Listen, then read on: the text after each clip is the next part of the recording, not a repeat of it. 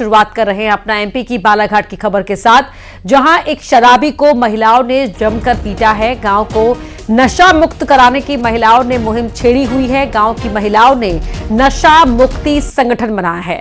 शराब पीने पर 1000 रुपए का जुर्माना, शराब बेचने पर 5000 का जुर्माना है। उकुआ थाना क्षेत्र के कोंडी गांव का ये मामला है। 1000 रुपए नहीं भरने पे चप्पल की माला।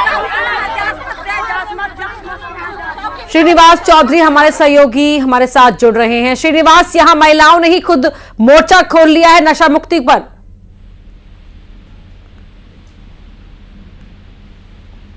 श्रीनिवास, आप तक आवाज पहुंच रही है हमारी? जी जी, बताएं जरा महिलाओं की इस मुहिम के बारे में। जी देखिए, जो वीडियो आप देख रहे हैं 2 दिन पुराना वीडियो है जो कि वायरल हो रहा है। ये उकुआ थाना क्षेत्र की पौंडी का है, जहाँ पे वहाँ की महिलाओं ने नशा मुक्ति का एक अभियान छेड़ के रखा है। इसके तहत वहाँ पे न शराब पी सकते हैं, न शराब विक्रय कर सकते हैं। लेकिन वहाँ पे लगातार लोगों को समझाइश देने के बाद भी महिलाओं द्वारा लगातार समझाइश दे रहे हैं कि न शराब पिए न बेचे। लेकिन वहाँ देखने मिला कि वहाँ के जो पुरुष हैं वो लगातार शराब पी के आते हैं और घर में कहीं न किसी तरीके से महिलाओं को प्रताड़ित करने के प्रयास करते हैं। इसी बीच में ये जो आप युवक को देख रहे हैं वो शराब पी के आया और महिलाओं को गुस्सा फूट करा। लगभग सैकड़ों महिलाओं ने उनको घोट लिया और जूते के माला पहना के उसको सबक किया गया। और लगातार देखिए, आप वीडियो में देख समझाने का प्रयास कर रहे कि लगातार जा के घूम के गाँव में बताया जाए कि यहाँ शराब बंदी है, शराब आप ना पिए, शराब से घर खराब होता है। लेकिन उनके समझाइश का कोई असर नहीं हुआ, जिसके कारण ये नतीजा सामने देखने मिला कि जम के उसकी पिटाई भी कर दी, साथ में जूतों को माला पहना के घुमाया भी गाँव में। तो ये वीडियो में साफ तौर पे दिखाई दे रहा है कि इस तरह से नशा मुक्ति की ओर पहल महिलाएं द्वारा किया जा रहा है। लेकिन वहाँ समझाइश का कोई असर नहीं दिखाई दे रहा है। मजबूरन महिलाओं को ये इस प्रकार की करना पड़ा उसको। जी, बहुत धन्यवाद आपका इस पूरी बातचीत के लिए। अगली खबर बैतूल से है, जहां स्कूल की 2 छात्राओं के अपहरण की कोशिश से सनसनी मच गई। बदमाशों ने छात्राओं को पाउडर छिड़ककर पहले बेसुध किया और फिर उन्हें बाइक से किडनैप कर ले जा रहे थे। लड़कियों को जैसे ही होश आया तो लड़कियों ने चलती बाइक से ही छलांग लगा दी। छात्राओं को छोड़कर मौके से बदमाश फरार हो गए। सूचना पाकर पुलिस ने मामले की जांच तेज कर दी है।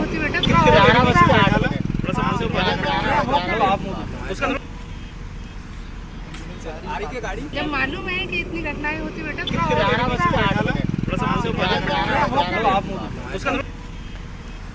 बैतूल से ऋषु नायडू हमारे सहयोगी हमारे साथ लाइव जुड़ रहे हैं। ऋषु, बताएं जरा पूरी घटना के बारे में और पुलिस ने क्या कुछ तफ्तीश की है अब तक?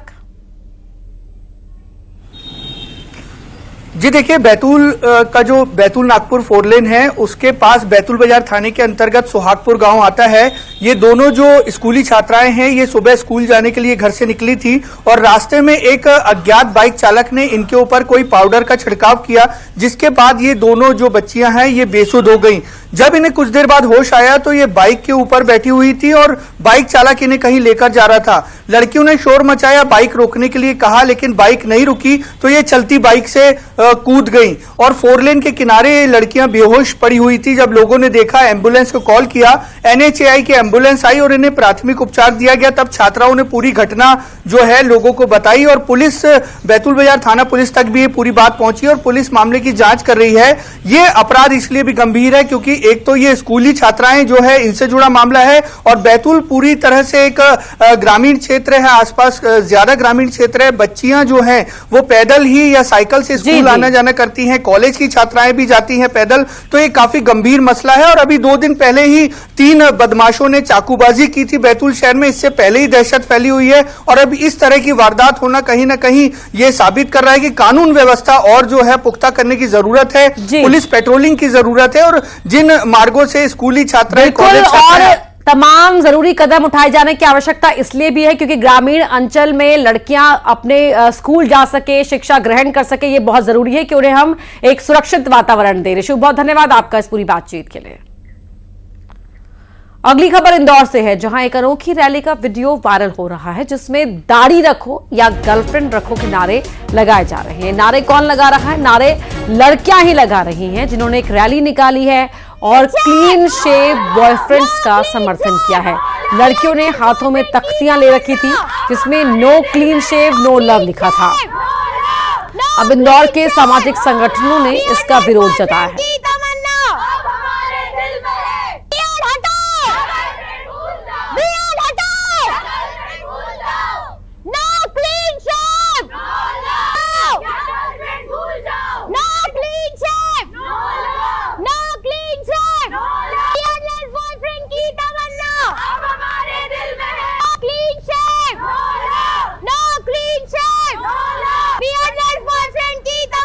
मिथिलेश गुप्ता हमारे सहयोगी इंदौर से हमारे साथ जुड़ गए हैं। मिथिलेश जी, इंदौर में क्या क्या हो रहा है?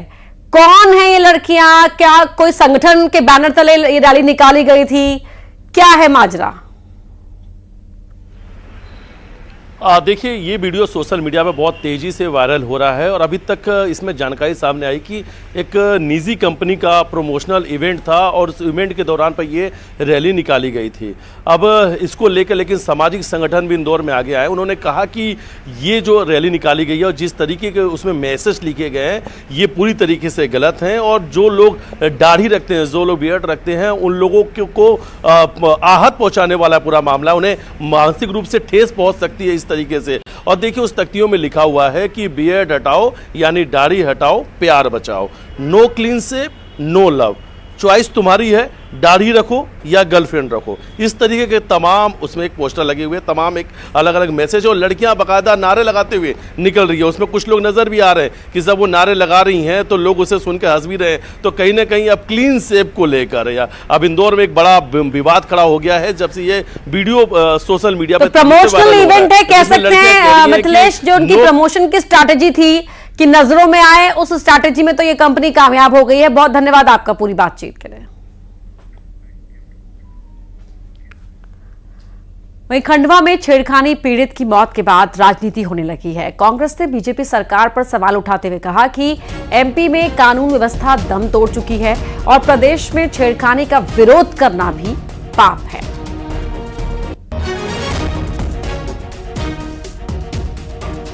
तो खंडवा पीड़ित की मौत पर अब राजनीति तेज हो गई है। कांग्रेस ने बीजेपी सरकार पर निशाना साधा है।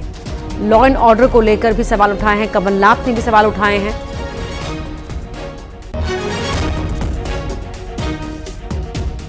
अमित जायसवाल खंडवा से हमारे साथ हमारे सहयोगी जुड़ रहे हैं। अमित, छेड़खानी पीड़ित की मौत के बाद अब उस पर जो पूरा सियासी प्रोपेगेंडा है वो शुरू हो गया है, वार पलटवार तेज हो गया है।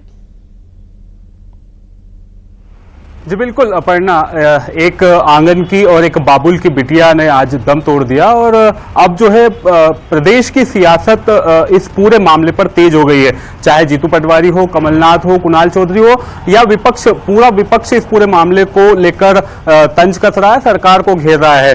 वहीं वो पीड़ित का जो परिवार है वो ये मांग कर रहा है कि जो आरोपी हैं उन पर सख्त कार्रवाई हो, उनको फांसी की सजा दी जाए। 7 अक्टूबर से ये घटनाक्रम शुरू हुआ था।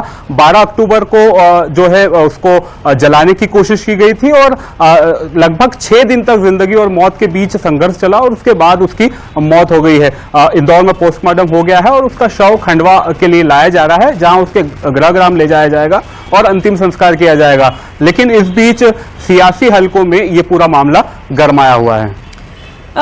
सरकारी हत्या करार दे रहे हैं जीतू पटवारी इसे, अमित।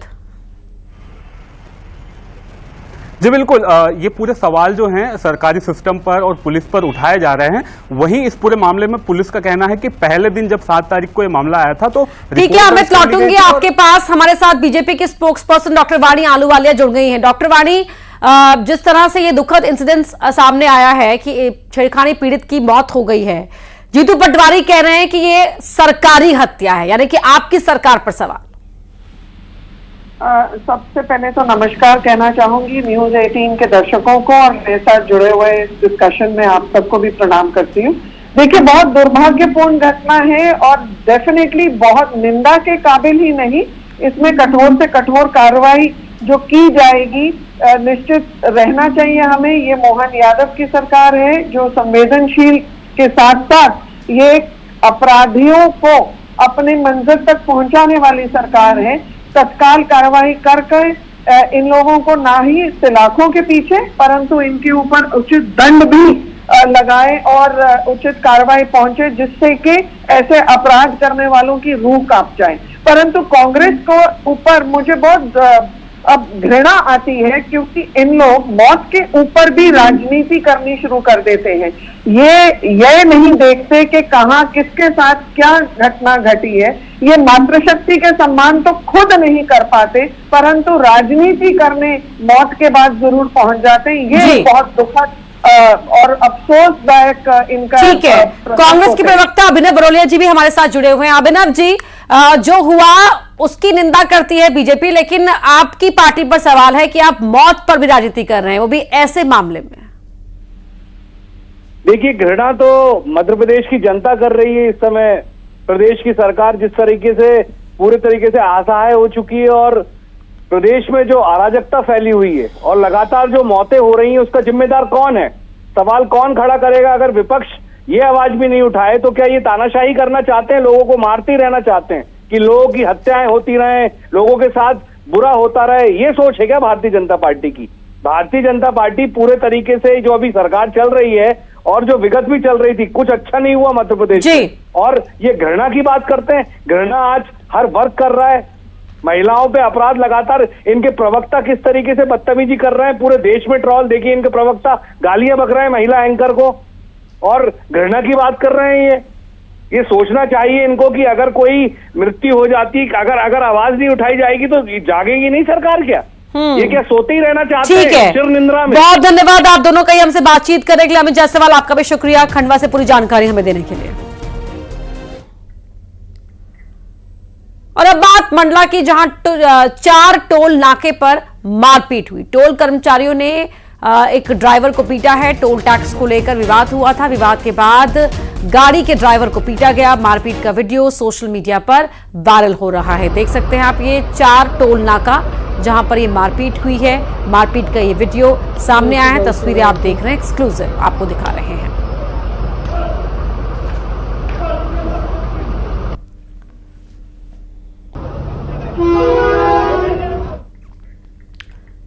महाकाल में वीआईपी एंट्री क्यों? ये सवाल उठ रहा है। क्यों? क्योंकि महाकाल मंदिर के गर्भगृह में प्रवेश पर रोक लगी हुई है पिछले 1 साल से। उसके बावजूद भी ये वीआईपी एंट्री का मामला सामने आया। वीआईपी सीएम शिंदे के बेटे ने परिवार के साथ दर्शन किए हैं।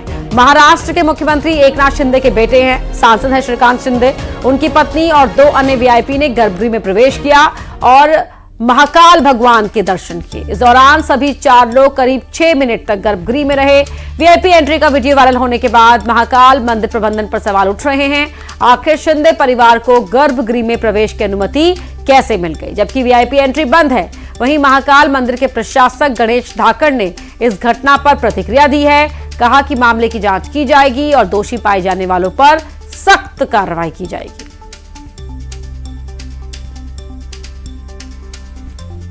तो 1 साल से बंद है गर्भगृह में श्रद्धालुओं की एंट्री। सिर्फ पंडे पुजारी ही गर्भगृह में प्रवेश कर सकते हैं। श्रद्धालुओं को 50 फीट दूरी से ही दर्शन की अनुमति है। शिवलिंग से 50 फीट की दूरी से ही दर्शन किए जा सकते हैं।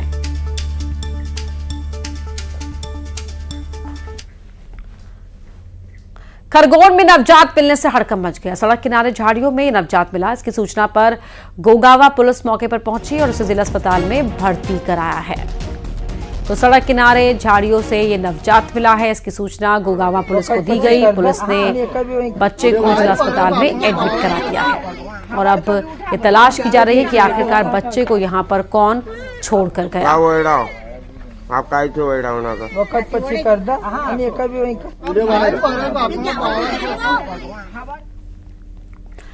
अगली खबर भोपाल से है, जहां जूनियर ऑडिटर के घर पर छापे के मामले में रमेश शिंगोरानी के घर नोट गिनने की मशीन मिली। जूनियर ऑडिटर के घर में 3 लॉकर मिले। साथ ही एरोसिटी फार्म हाउस में संदिग्ध कॉल सेंटर मिला। इंदौर भोपाल हाईवे पर करोड़ों की जमीन के दस्तावेज मिले। लोकायुक्त के छापे में खुलासा हुआ है। बड़ी खबर भोपाल से आपको बता रहे हैं। जूनियर ऑडिटर के घर पर छापा जो मारा गया था, जिसमें करोड़ों की संपत्ति का पता चला था। जेवरात मिले थे, नोट गिनने की मशीन भी मिली थी।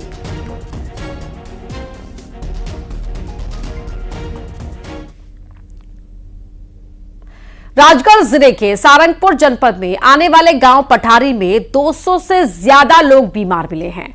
अधिकतर को जोड़ों का दर्द, हाथ पैर में दर्द और बुखार की शिकायत है। सूत्रों की माने तो हर घर से 2 से ज्यादा मरीज निकल रहे हैं। स्वास्थ्य विभाग की टीम ने 172 लोगों के ब्लड सैंपल जांच के लिए राजगढ़ भेजे हैं, तो वहीं 68 मरीजों को गांव में ही अस्थायी शिविर लगाकर भर्ती किया गया है।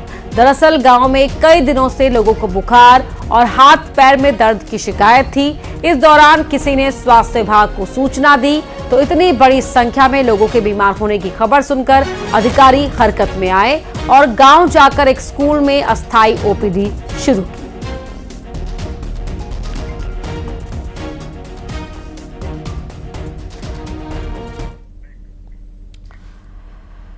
इंदौर के एक होटल में लड़कियों के साथ एक लड़का पकड़ा गया है जिसका नाम है फैजान उर्फ गोल्डी। हिंदू संगठन के कार्यकर्ताओं ने एक फ्लैट से इसे पकड़ा है। अवैध गतिविधि संचालित करने का आरोप है। नकली पिस्टल, एयरगन और तलवार भी यहां से मिली है। साथ ही फैजान के मोबाइल की भी पुलिस जांच कर रही है। पुलिस ने आर्म्स एक्ट के तहत मामला दर्ज कर लिया है।